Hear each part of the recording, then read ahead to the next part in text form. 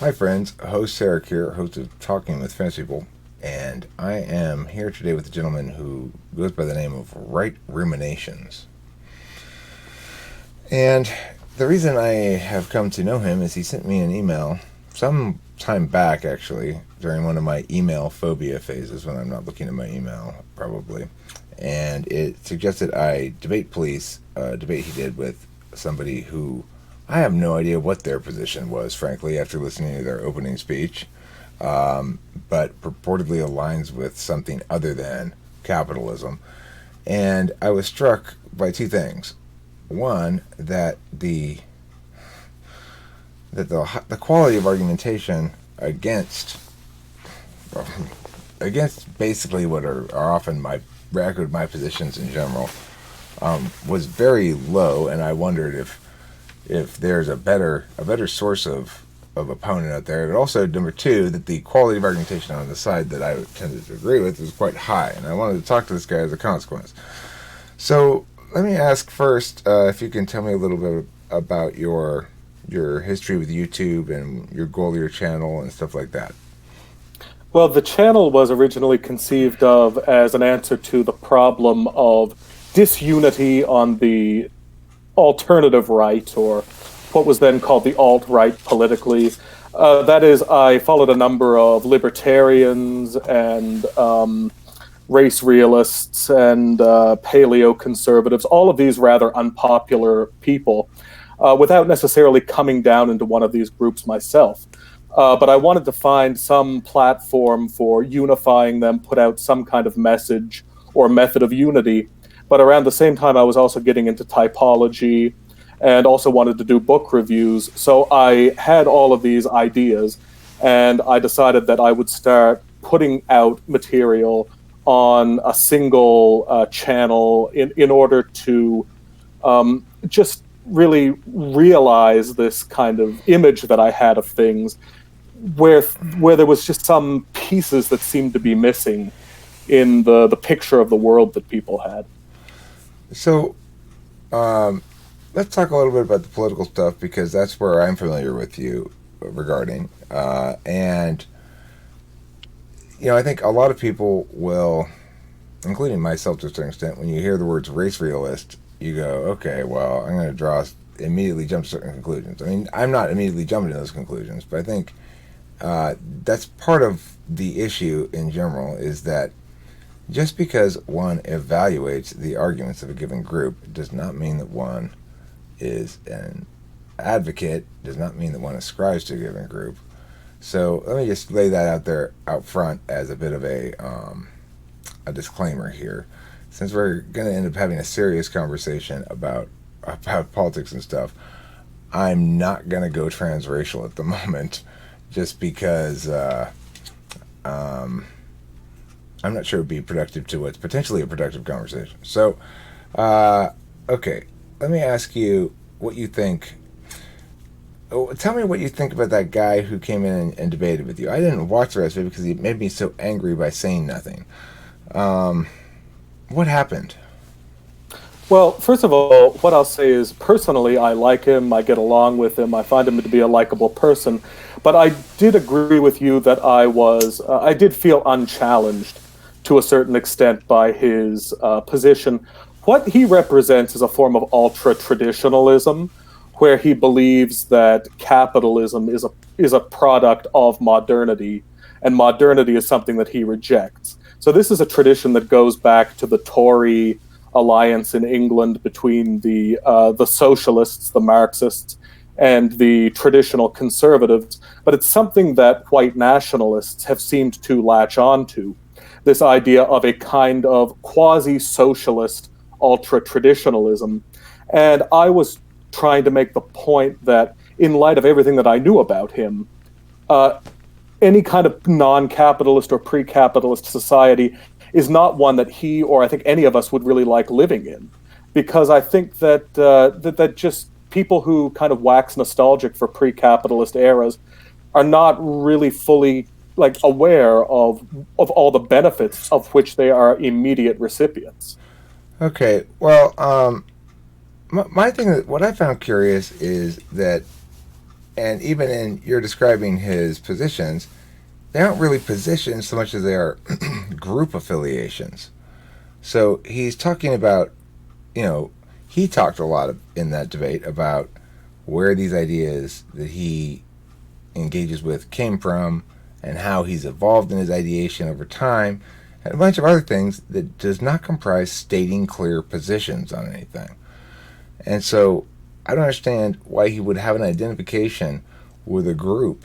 Well, I mean, I sort of do understand why, but I mean, the problem I'm taking with it is so offensive to me is that he chooses to spend all this argumentation time making group identifications that generally associate well or positively with what he perceives those groups to be, as though they were arguments about policy in some regard, or the status quo, or what ought to be in a normative sense. But they're not. They're just.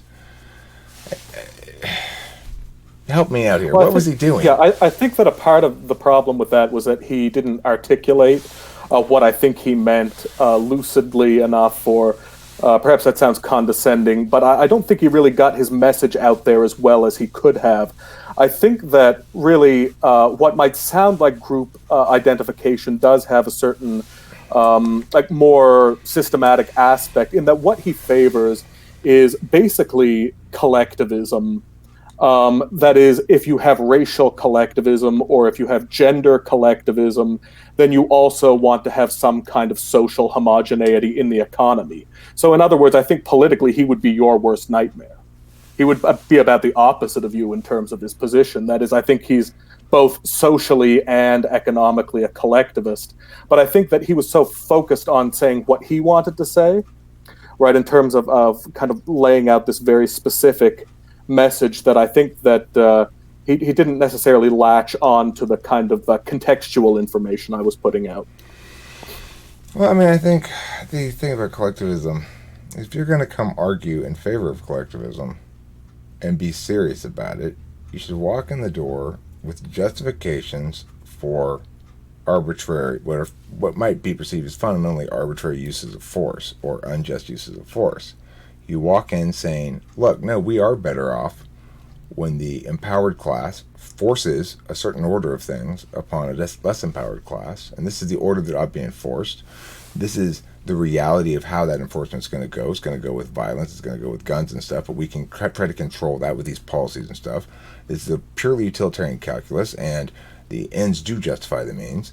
And as a matter of fact, the reason they do in this instance is because I'm so right about my position that this is the best social order to force on everybody. So they need to come say that then, if they want to be collectivists.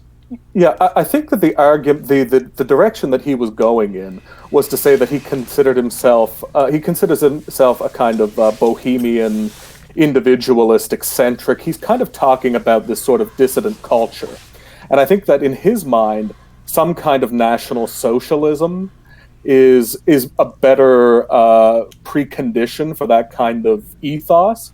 But that was where I was totally in disagreement with him. Basically, my position was that people really only tend to think of themselves as these artistic individualists who sit around contemplating the evils of capitalism. That is itself a product of a capitalist environment. Okay, well, I mean, I would agree with you absolutely that he's taking the gifts of liberty and advocating fundamentally in opposition to liberty without even understanding that's what he's doing, because he's not being compelled, or he's not compelling himself to answer questions about how are you going to attain this thing, right? There's no TE there. There's no solvency. What's the problem, and what is it, and what's your plan solve is the basic question in any meaningful debate about policy. Now, if you're not debating about policy, you're just debating a normative thing, like what's the optimal state of affairs, then debate that normative calculus based on some sort of understanding of what comprises goodness or justice and what comprises the negation of that. But he's not doing any of that shit. Well, I think that he had some, I did see some TE aspects or you might say some utilization of TE in terms of trying to justify what he was saying later on in the debate, he would bring in certain quotations, or he would say, as the renowned economist such and such has said. And I also get, I do believe that there was probably, though, a fair amount of, I do think he was kind of taking things on a kind of NI course, like in terms of really, he was very focused on a very preconceived line of thinking that he wanted to introduce into the conversation. And I think that was sort of distracting him from, from considering what it was that I was trying to introduce. Right. I mean, the thing is, it's a TI polar kind of argumentation he's doing, and so it's frustrating me. He's an ENFP, almost for sure. Well, it's funny that you said that, because while I don't type people with the same public regularity as you do, for whatever reason, my sense is that he is an INTJ, which I realize is not at all your thinking, but let me give you my reasons for that. Basically, it is the fact that the whole conversation, he did not deviate from his point once. He had this very single line of argumentation that he wanted to make, and then that was backed up with this very evaluational emphasis on what these things meant to him, his identity as an artist, as an eccentric. So there was a very kind of NI-FI sort of reinforcement, with then occasional TE reinforcement through quotations or citations. Okay. And also, I didn't get much FE, right? Like, it was not very outgoing. Well, an ENFP is not an extroverted feeler. Well, they're demonstrative. They are demonstrative in it, but I mean, listen. What I mean by I felt as though I got plenty of FE. He demonstrated the kind of tone awareness that I associate with front stack FE. That is to say, in his phrasings of things, in his speaking, he displayed a certain tone awareness. You, in contrast, don't display that same kind of tone awareness. So I would conclude you're backside FE. I don't know what type you are. I've never really talked to you before. So, well, you type policed me on Christmas Eve. Oh, did I? Yeah, and you thought that I was an INTJ, and I was, but by the end you had agreed that I am, in fact, what I claimed to be, which is INTP. Oh, I had? Well, that wasn't me. But you almost threw me in jail. That wasn't me. That was Sergeant Host Eric. Oh, I see. Okay. I'm just regular Host Eric, so that's a little different. Okay. Well, regardless, have you taken my FE polar test? I just put it up a little while ago. You probably haven't seen it or anything. No, I haven't seen it. Okay. Well, it gives 4 different expressions via tone of the same sentence, and asks you to say which tone matches up with which description of tone. And anyway, regardless, so maybe try it after we're done and see how you do. Let's go back to the political questions then. So, what is your advocacy regarding the status quo? What ought to be done, and what's your arguments about inherency? Because those kind of arguments you're talking about, by the way, are inherency arguments. Simply describing the problem and establishing that a problem exists is not an advocacy for any sort of, it's not an argument in favor of any sort of advocacy or solution. Yeah, basically there are 2 questions implicit in that I could answer. One is kind of on the strategical level, and one is on the more kind of ideological, metaphysical level. In terms of the strategy, which is the basis of my channel, it's basically that I think that there should be a no-punch list on the dissident right. And by a no-punch list, I do not mean a group of people who agree not to attack one another, but a group of people who can agree that they're all on the same side, being united against a common enemy.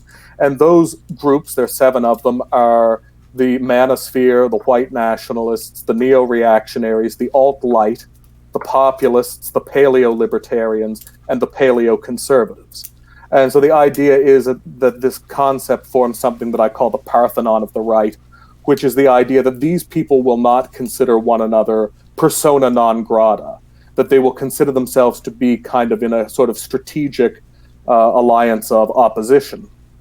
In terms of my own positions, I mean, it's close enough to say that I'm something like a paleo-conservative, although I also consider myself to be a modernist. A friend of mine the other day I was talking to said, what you seem to want is modernity that isn't shit. And I think that that's a kind of facetious way of putting it, but that is basically it. I like nation states that have free market economies, freedom of speech, and I believe that there are certain demographic preconditions that are necessary for the maintenance of traditional liberal capitalist societies. So I'm ultimately an individualist, but I do believe that there are that things like ethnicity, race, culture need to be discussed insofar as one is assessing problems of immigration, for example, because that will influence the preconditions necessary that give rise to such a society in the first place. I don't believe that populations are replaceable. Okay, well, now we get into what a lot of people would say is very touchy ground, and Indeed. and I agree that there are some very narrow lines to walk in this conversation to be, in my opinion, on the right side of the issue, the correct side of the issue. Now, one of the problems I have with your mission is that I think there are a number of people who are on the incorrect side of this issue that sound like they're on the correct side of this issue, in some sense, or that think I sound like I'm on the same side of the issue with them. Here's my position, just to clarify it on immigration, is in general, I believe in a sensible immigration policy, and I agree with the fact that allowing floods of certain kinds of cultural influences, or any certain cultural influence other than the prevailing American cultural norm, puts the health of the ecosystem at risk. Just as dumping a bunch of one kind of fish into a lake puts the health of the lake ecosystem at risk.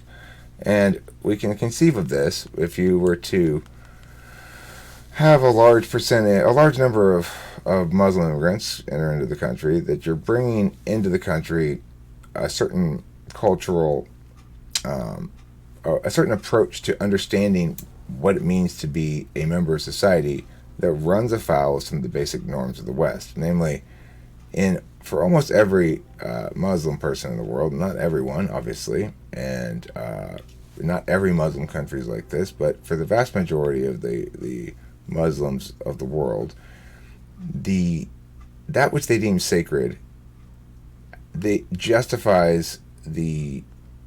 be prioritized over the free expression of others, and justifies transgressing against those others should they use that free expression to desecrate in some regard what the Islamic religion considers sacred. So this antagonism to free expression is a genuine threat to a free society. A free society is predicated upon, number one, first and foremost, free expression. If people are able to freely complain and express themselves, then the capacity of small groups of empowered individuals having too much control over too large a group of people becomes diminished. So I do basically agree with the concept that we have to pay attention to those things when dealing with immigration. I do not agree with the concept that we need to pay attention to race at all. I still do not believe in race. I think it's a meaningless distinction that's only used to possibly reduce individuals who are not foremost members of a group into members of a group. What politics do you consider me? Well, I see, based from what I've heard on your channel, you seem like a kind of sort of cultural libertarian, also economic libertarian, in a kind of non-doctrinal variety. I don't see you as a kind of full-on paleo-libertarian, Austro-Ron Paul libertarian. I see you as kind of exemplary of what the population at large imagine when they think of libertarian. And that's not only in terms of your politics, but also perhaps in terms of your aesthetic, your attitude. I think that libertarian is close enough. Okay. The thing is, I would state that as I've come to terms with the need to develop a practical politics for for a citizen democracy as a upcoming candidate for president. I find that I am therein forced to tackle the implicit TE questions that I like to ignore in debates. Namely, even if something is bad, a bad aspect of the state, there's a reality in which plants grow on something, right? So you might have a plant that's grown all up in and through an old rusty refrigerator. You don't want that old rusty refrigerator is just a piece of trash. It shouldn't be where it is. It shouldn't be solely in the garden. But you can't just rip it out unless you're willing to kill the plant too. So I'm aware of these realities that we have embedded through our society a bunch of governance to which a bunch of individuals have varying relationships. There needs to be some sort of cautious response that foremost do no harm applies to removing cancers as well. Don't just go in there with a knife and start hacking away and hope the thing lives, you know? So I'm taking more of a practical approach towards policy. And how do you account for this reality that we have such binary conclusions about things when we calculate them according to rights, but we have realities that don't allow those binary calculations to necessarily provide us meaningful guidance? I could use a little more clarification on that question because I'm not sure if you're referring to the difference between our respective philosophies or your relationship to policy solutions. I'm saying, how would you deal with something like mandatory public school? Now, I personally am a strong opponent of it, but I'm also aware that in the status quo, you've got countless families who have built their schedules around the fact their kids are going to be at mandatory school all day. We've got vast numbers of educators who have jobs with the public school system.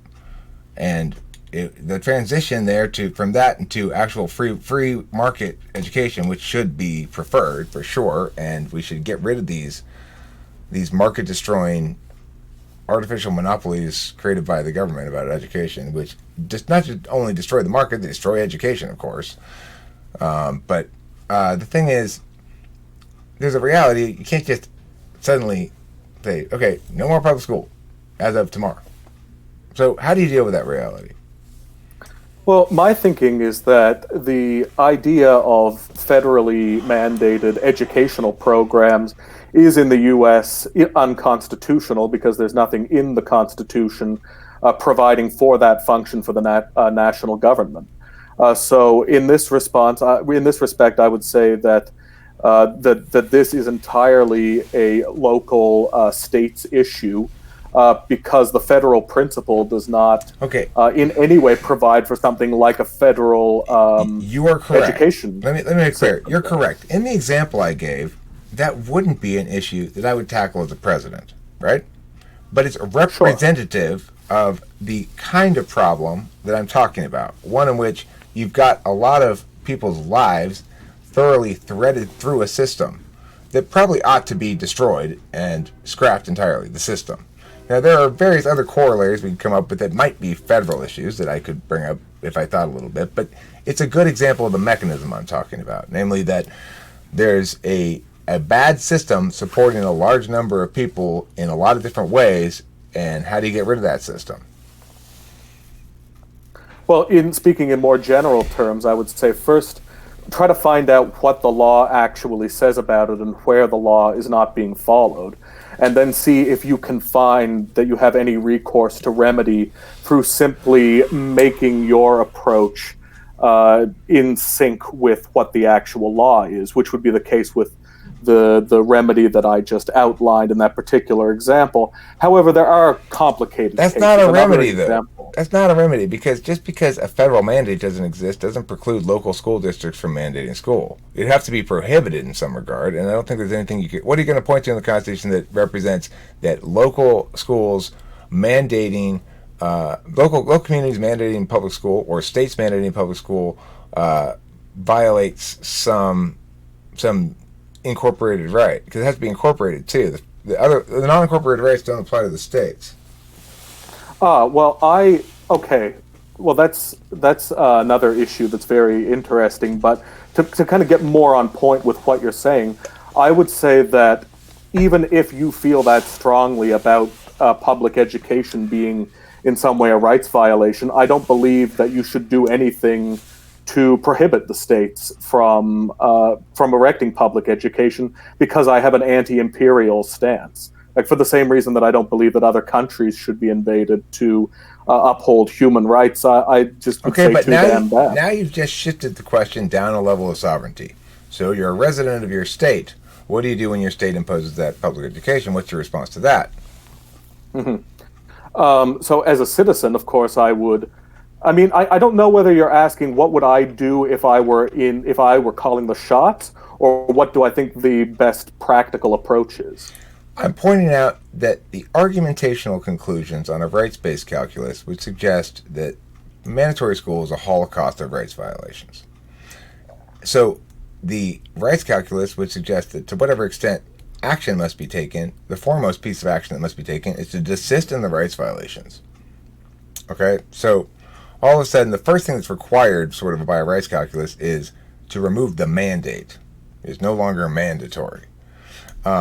Now, that may be sufficient as a thing to do, right?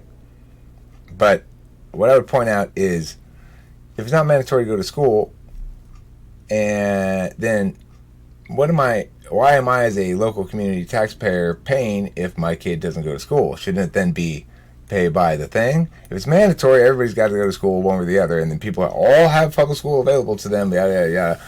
Fine, but if it's not mandatory, and a lot of people don't start not taking advantage of it, then I'm going to stop wanting to pay as much property taxes, right? Well, I would say that there should be probably some program put in place.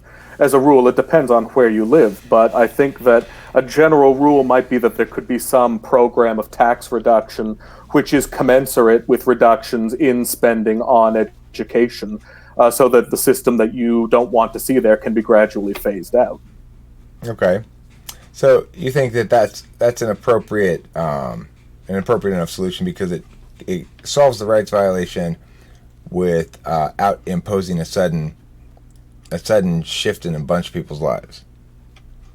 Yes, and also without kind of furtively sneaking in the arrangement whereby they're still paying the same taxes for education, but without receiving the commensurate benefits that are tied to those taxes. Would you say that taxation in general is more acceptable, the local taxation, and less acceptable, the more distant the taxation?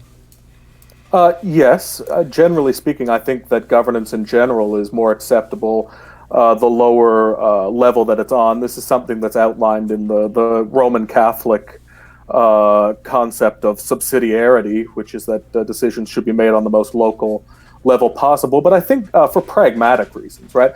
I mean, if theoretically we someday had a world government because communication was just so good, and that's just the way things are done. My position is not that it would be inherently immoral for that central government to collect taxes. It's simply that the more removed the government becomes, the less accountable it becomes, because the stronger its martial reinforcement is, the larger the pool of resources it has to draw from. So I would say that, yeah, just on the basis of keeping it accountable and not being totally obscured in its activity from the eyes of the common people, I think that it's best to keep it on the level at which it has nominal sovereignty. So perhaps not on a county level, but on a state level, or if you're in Europe, on the nation-state level. Okay, so if in fact there's nothing inherently immoral about such a scenario, collecting taxes, then to what extent, what makes something inherently immoral, and what's an example of stuff that you could say is inherently immoral, or are you basically a moral relativist? No, I'm not a moral relativist, but I think that in this question there has to be a distinction made between morality and ethics. I see morality as that which is a matter of personal consciousness, or conscience, that which, let's say, if there were a God, would be between you and God. I see ethics as that which is punishable by man in this life if it is violated. And so, ethically, I would say that it is wrong for a person to initiate aggression against another person. But I do believe that the state can initiate aggression insofar as it's behaving like a state. That is, like a kind of amoral manager. So, insofar as the state is collecting taxes, it's regulating interstate commerce, it's running the post office, just basic upkeep things like that, I'm fine with it. And or guarding borders, for example, things which are pragmatic in nature. But I would say that once the state becomes moralistic or ideological, it's no longer behaving as a state, it's behaving as a person, and so it becomes a matter of personal aggression. So I'm not a libertarian in the doctrinaire sense. I'm a liberalist, I mean, as it were. wouldn't the individual people carrying out the state's instructions be, or are you saying they would be somehow absolved of moral responsibility for their own individual actions, or or do they still retain individual moral culpability regardless of the state's instructions? Well, it depends on whether or not what the state is ordering them to do it does comply with this ethical framework. I think that insofar as agents of the state are unacceptably culpable in administering, say, social engineering or the indoctrination of the population with cultural Marxist propaganda, or things of that nature, then yeah, I believe that they are at the very least ethically responsible. However, I do believe that, say, tax collectors or postmen or border guards or people like that are no longer acting in capacity as persons, but as adjuncts of the state. Okay. So, interesting.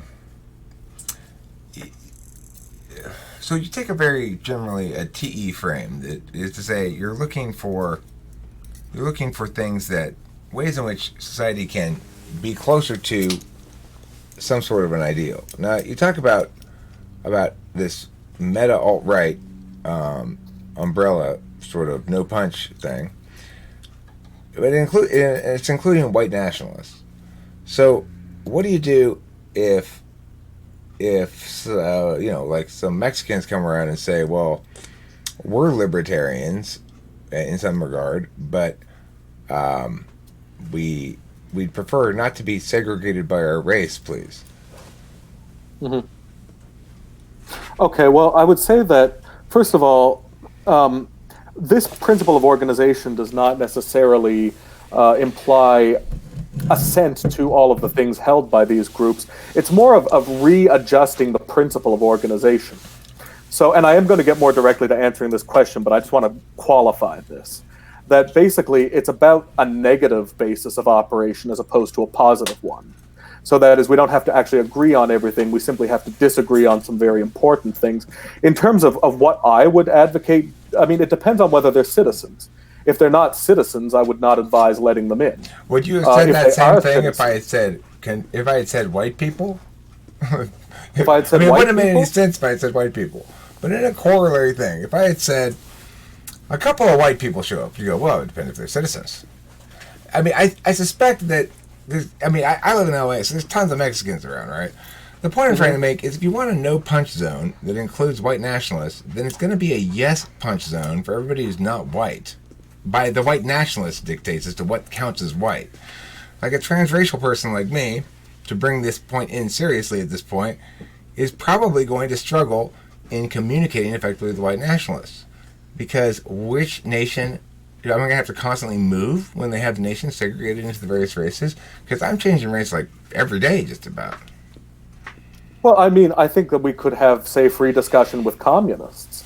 I mean, I have had discussions with very extreme Marxist socialists who I think I would be absolutely miserable if I were to live in their societies. But that doesn't mean that I want them deplatformed or that I think that they're not valuable. But the difference is they're lying to themselves about what they're advocating. Okay, whereas the white nationalists are being honest about what they're advocating. That's the difference.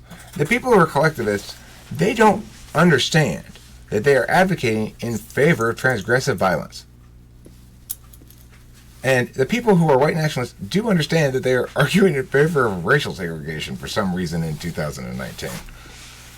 Well, that seems to me like an unfair double standard to hold them to. I would say that if there are coercive measures which are being supported by people on the far left, but it's kind of more socially acceptable to do so, but there are people, and as soon as you enter race into the equation, that suddenly you want to say, oh, well, these people are the really dangerous collectivists, and these people are just kind of misguided. I think that that's unfair. No, because, look, on the one hand, the collectivists are saying, my feelings about how things ought to be, my feelings about equality and equity or whatever, are good enough to justify my policy prescription of collectivism, okay?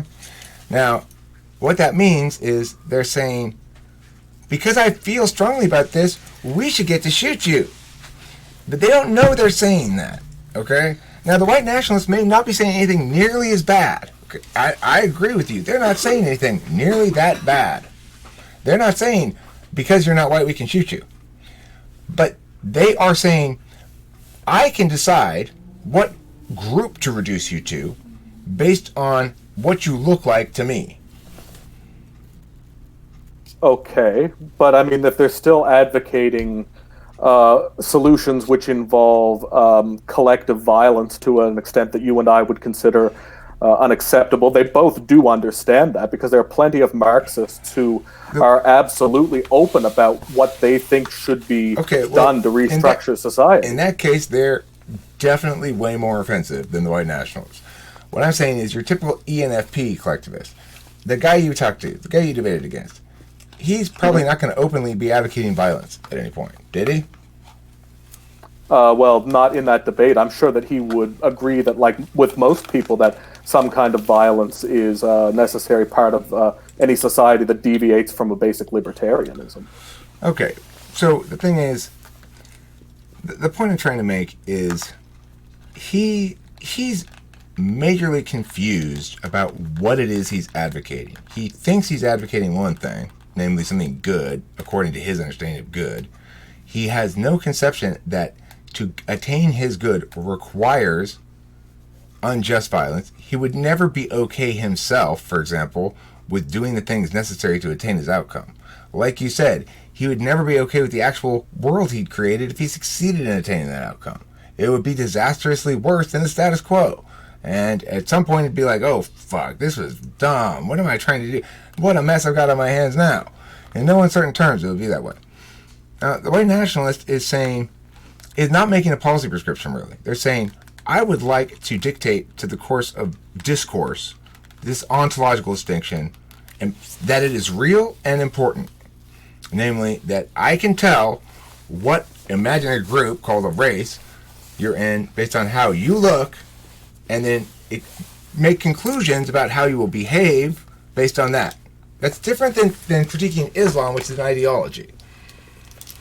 Okay, but if you are criticizing the white nationalists on what you conceive of as ontological violence, something that I'm sure that if you knew the extent of my beliefs, you would hold me as completely culpable in. But I think that with the socialists, they are actually advocating certain policies which involve violent or authoritarian measures. I agree. And the white nationalists are too, right? And that's one of my problem with white nationalists, is that they want a collectivist authoritarian society, many of them. That's where I disagree with them. I don't believe that simply identifying race or being open to the possibility that it's a real phenomenon is some kind of like tricky sort of pseudo or meta violence. That seems like a kind of sneaky way of trying to shut the conversation down.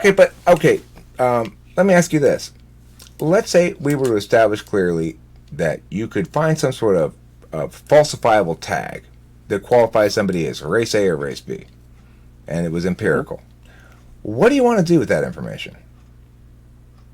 Okay, me personally, my preferred kind of synthetic message that's sort of is a kind of midway between two extremes, is that I would say that there should be equality under the law for all citizens, that there should be an end to all affirmative action laws, all anti-discrimination laws, and essentially people voluntarily interacting within the free market, provided that they are citizens. On the level of who becomes a citizen, I would like a white European-based immigration policy and the deportation of all illegals.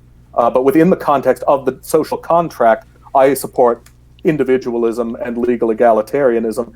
But beyond that, I do believe that we should take into account race as a factor when we're considering who we allow into as an addition to the social contract. In addition to country? So you're going to take race into a factor separately from country?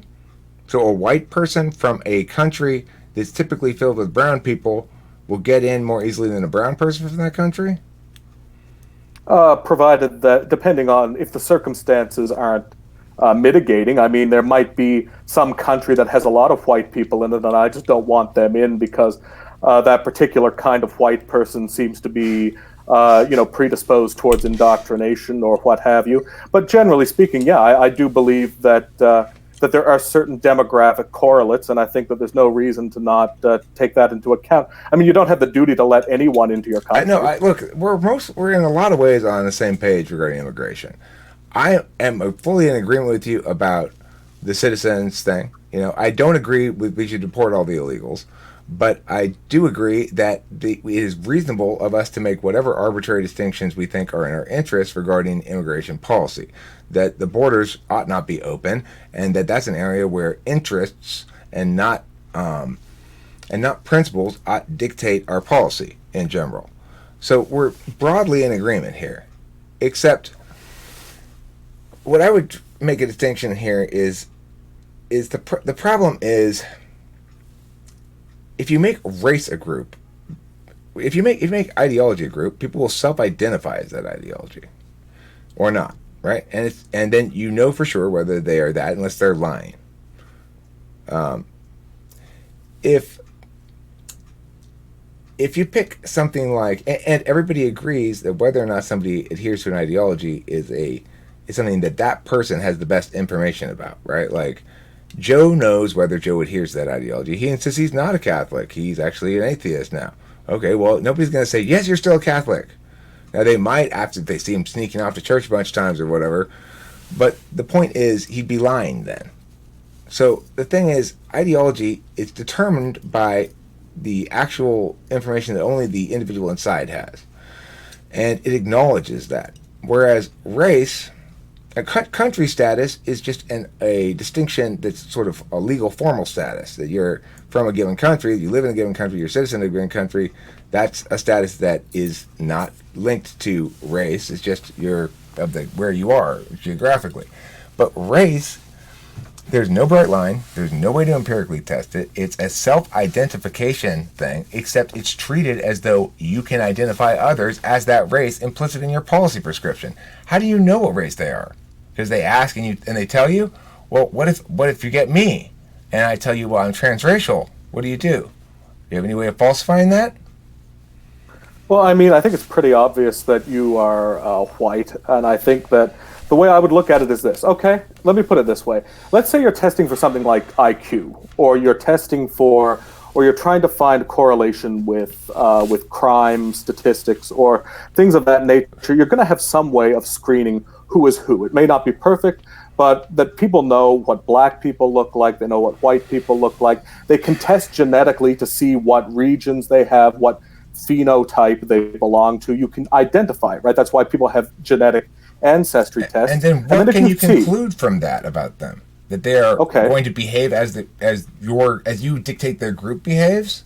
No, but that there is a mean of behavior when you test within the parameters of this particular group. So, for example, if you take, say, black people in Australia and black people in America, there was one fellow who was looking in South Africa for some evidence that there could be equality in terms of performance on standardized tests, and that there is a kind of consistent discrepancy of about, say, 15 IQ points, then even if you don't believe that IQ is the best metric, the point is the fact that there is consistent discrepancy in testing on these says that at least there's something, even if we can't describe exactly what it is, even if there isn't a clear line. You mean, and I think it would be foolish. Because you tested a bunch of black people, right?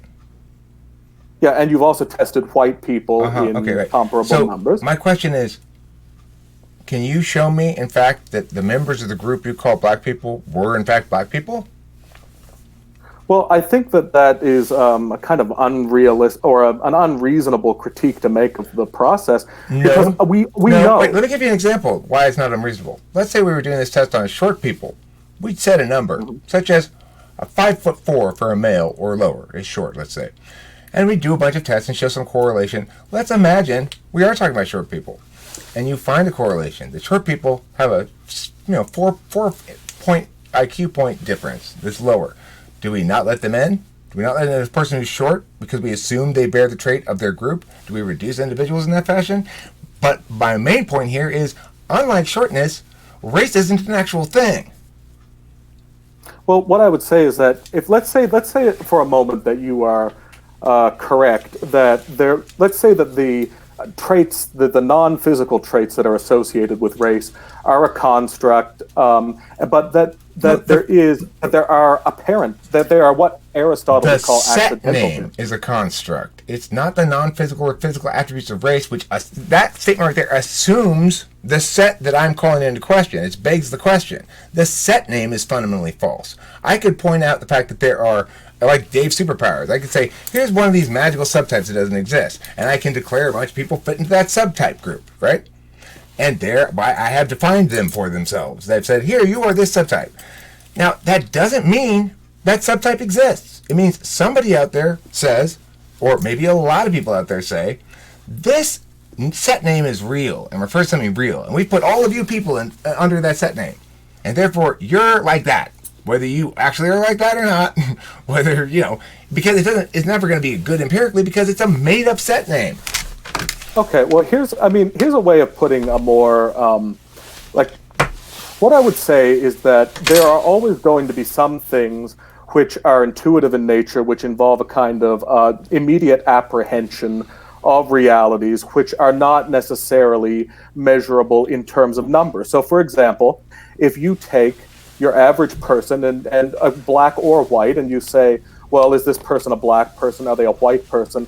They'll be able to tell that even if it is a construct, or even if you don't believe in the set, that there are certain characteristics that correlate with other characteristics, certain aspects of facial composition that correlate with skin tone. And if you take a picture of the group of the people who are taking one test, you see that they're all dark-skinned people, that they all have a certain shade. We could find some kind of color metric for it, but I think that would be a rather tedious thing to do, because I think that we all know what looks like a black person or what looks like a white person.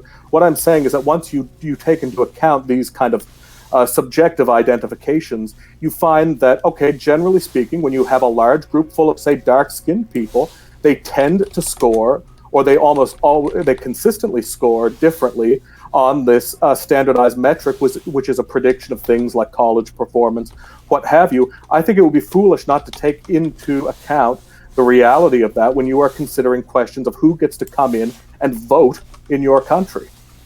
Okay. Well, the thing is, if we're going to take race into consideration as a legal factor, then we're going to need a definition for white people that can be assigned binary, okay? Because they're going to have special rights and stuff. So let's go with the 1921 congressional definition of white person that was needed in response to the Plessy versus Ferguson case, in which Plessy's argument that his whiteness was his property was upheld by the Supreme Court. So Congress then needed to define white person, because after all, now it's a legal criterion. And so this is what they came up with. Let's use this, okay? A white person has been held to include an Armenian born in Asiatic Turkey, a person of but 1/16 Indian blood, and a Syrian, but not to include Afghans, American Indians, Chinese, Filipinos, Hawaiians, Hindus, Japanese, Koreans, Negroes, nor does a white person include a person having 1/4 of African blood, a person in whom Malay blood predominates, a person whose father was a German and whose mother was Japanese, a person whose father was white Canadian and whose mother was an Indian woman, or a person whose mother was a Chinese and whose father was the son of a Portuguese father and a Chinese mother. Okay, So, or would you be cool with that definition of white people? That might be a little bit too extreme for my tastes. I mean, I think that yeah, the one third rule. I think that that's probably that could be a reasonable definition. So, It doesn't seem to be excluding Irish or anything like that. I mean, I'm fine with a kind of pan-European conceptualization of what it is to be white. okay. So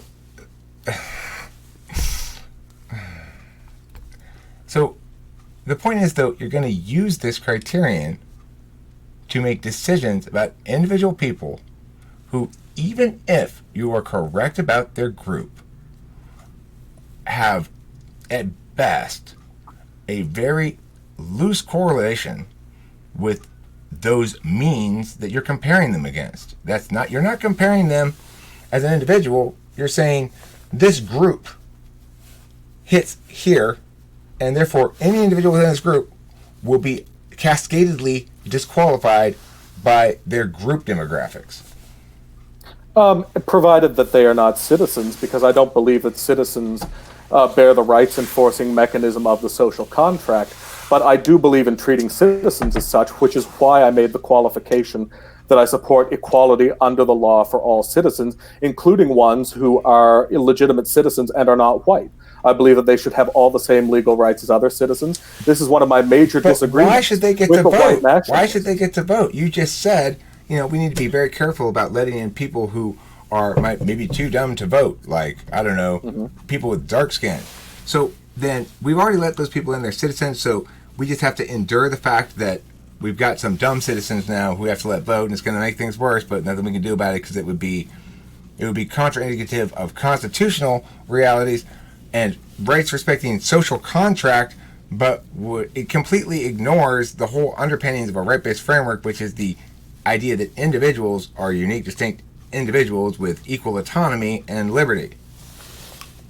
No, I don't believe that that's contradictory at all. Now, first of all, I will qualify that by saying it's not necessarily always a matter of dumber or less dumb. Like, for example, there are certain races who have a mean higher intelligence than white people do, but still may have certain voting tendencies I don't support. But that's kind of beside the point. What I would say in relation to what you are saying there is that, no, I believe that yeah, any advantage that might be enjoyed by disqualifying certain current citizens from voting would be offset by the amount of authoritarianism that would introduce into the system. I believe that disqualifying any citizen based on race from voting would be to undermine the integrity of the curricular nature of the system. Whereas if you're not a citizen, if you're a migrant, then it really doesn't have any threat to the integrity of a consistently applied curricular application of constitutional law.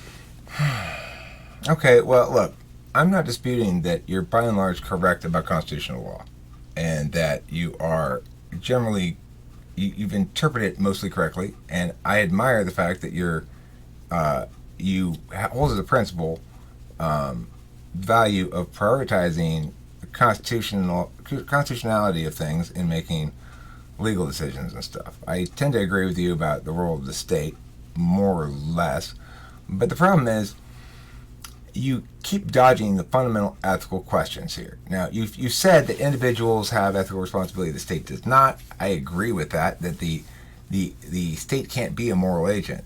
But I would say the mistake is in continuing to allow it to behave as one when it's not.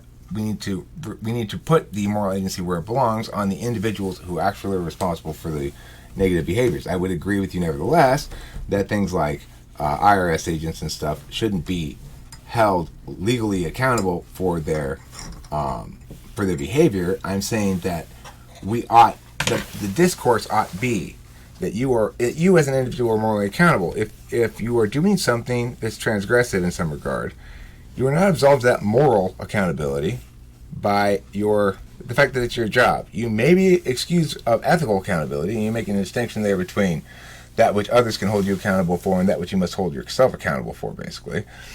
But to me, underlying the whole thing is there needs to be a consistent normative calculus. And the engine that makes a rights-based calculus correct, fundamentally, is that it's driven on the notion that individuals are not are not reduced to members of their groups, that they are individuals first and foremost. Even if you were right about all the groups, the smartest man in the world could still be the blackest of Africans.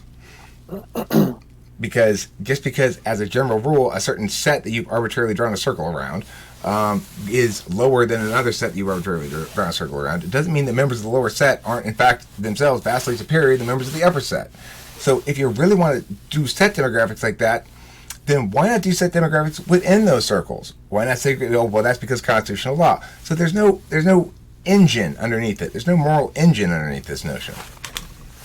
Well, what I would say is that I agree with you insofar as even if the means that I have identified are correct, which I believe they are, that doesn't mean that citizens should be herded towards the mean, right? Just because on average, women tend to be better at certain things or men tend to be better at certain things, that doesn't mean that they should be coerced or induced into resembling the mean. I think that would be disingenuous. So that's why I believe that individuality is necessary in order to enable the actualization of outliers. Okay, but you think it's just not possible to individuate amongst people coming in from other countries? I believe that, yeah, I believe that there are certain demographic, cultural, as well as ethnic preconditions which underlie the existence of a society such as the one that I'm outlining. Preconditions. So you're saying no member of that set, because of their set designation, according to you, can possibly rise above their set limitations. No, what I intended to say is that there are certain preconditions in terms of what factors are necessary to be present in that society for it to look the way I want it to look. Okay, so in but other we're words, talking about which individuals should we let in who were originating from that society. Now, I've spoken to and had active on talking with famous people, Moroccan Muslims, that I would say display none of the qualities of Islam that I find particularly offensive, that prioritization of the sacred over free expression. They may still be self-identify as Islamic, but they don't show that kind of toxic expression of it that typifies it in a lot of ways. So what I'm saying is, if we're going to draw set circles around people based on race within a country, why don't we actually just draw set circles based on whether or not they display the things we're trying to keep out? Because I think that even in that case, there are certain group tendencies that exist in terms of aligning with certain voting patterns. I don't think that. I think that it is a reasonable, and I think it's a good rule to say that if you want a society that values freedom of speech, that society should probably, in terms of its demographic, be comprised largely of the ethnic group which in history it has been shown to correlate with nations that have freedom of speech, which is not the norm in history. You know what would be even better than that? To have a nation comprised of individuals who upheld consistently and advocated in favor of and favored free speech. That would be an even cleaner way of getting there. We wouldn't have to approximate free speech with something else. Well, that sounds a little unwieldy to me. You're going to test individual people. Everyone at the border who you're testing them for race. Sure, because I think that's a rather reliable metric as to what is a safe. Your gut. No, you can tell. No. You can tell. It's obvious to anybody looking at him. Hey, you're darker. Let me finish my point. What if I'm tan? What I'm saying is I believe that these means that I have identified or have been identified, I believe are reliable enough that they are safe metrics as to who should be allowed into the society as a new citizen, as an introduction to the citizenry. What I would say is, if you are testing people on the basis of individual assent to freedom of speech, something like that is something that could so easily be lied about. You ask them at the border, do you support freedom of speech or not? Well, of course they're going to say, yes, I support freedom of speech, if that is a precondition for becoming a new citizen. Okay, fair enough. I'm unfortunately going to have to wrap this up. I want to say before I do simply that this was a very good debate about a very sensitive topic. Okay? So I want to commend you for making consistently good, strong arguments, for defending your point well, for being responsive, and for engaging with me about the topic. And for audience members, here's what I don't want people to do. I don't want people to simply say that Right Ruminations is racist. Okay? If you're objecting strongly to his racism because it's important that people respect black people, then you're racist too. Okay? He's no more racist than anybody else who believes in race. If you believe in race at all, you're equally racist to this guy. So don't come in here in the comment section and start shouting racist, because that's irrelevant. What it is, in my opinion, and this is my position, is he's using empirics to justify reducing individuals to members of groups. I think he did a good job of expressing his position as well, and I think it was as well supported as it could possibly be, basically. So I want to commend him for a nice debate. Thank you for debating me, Right Ruminations. The reason I'm ending it right now and I have to go is because I got to go to work. I got to leave for work in less than 15 minutes, and I'd like to have a couple of minutes to kind of wind down and get the upload started and stuff. Okay, well, thank you very much, Eric. I enjoyed this a lot. I enjoyed it a lot too, and thank you very much. And good luck in the future finding better debate partners than that other guy that you debated at that time, who was just awful. Okay, thank you. All right, thanks. Thanks for watching, everybody. Don't forget to eat plenty of cheese.